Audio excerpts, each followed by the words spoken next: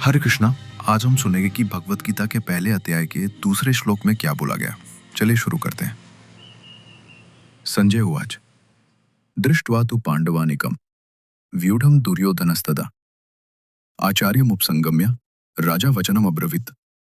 संजय ने कहा, हे राजन, पांडु पुत्रों द्वारा सेना की व्यूह रचना देखकर राजा दुर्योधन अपने गुरु के पास गया और उसने ये शब्द कहे।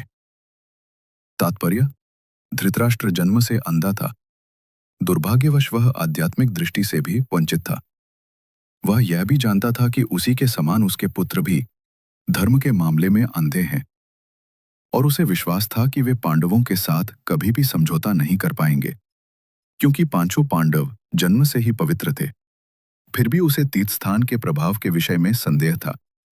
इसीलिए संजय युद्धभूमि की स्थिति के विषय में उसके प्रश्न के मंतव्य को समझ गया। अतः वह निराश राजा को प्रोत्साहित करना चाह रहा था।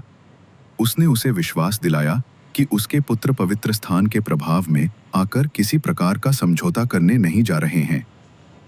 उसने राजा को बताया कि उसका पुत्र दुर्योधन पांडवों की सेना को देखकर तुरंत अपने सेनापति द्रोणाचार्य को वास्तविक स्थिति से अवगत कराने गया।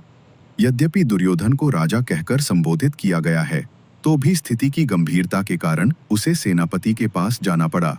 अतएव दुर्योधन राजनीतिज्ञ बनने के लिए सर्वथा उपयुक्त था। किंतु जब उसने पांडवों की व्यूह रचना देखी तो उसका यह कूटनीतिक व्यवहार उसके भय को छिपा न पाया। जगत गुरु श्रीला प्रभुपाद की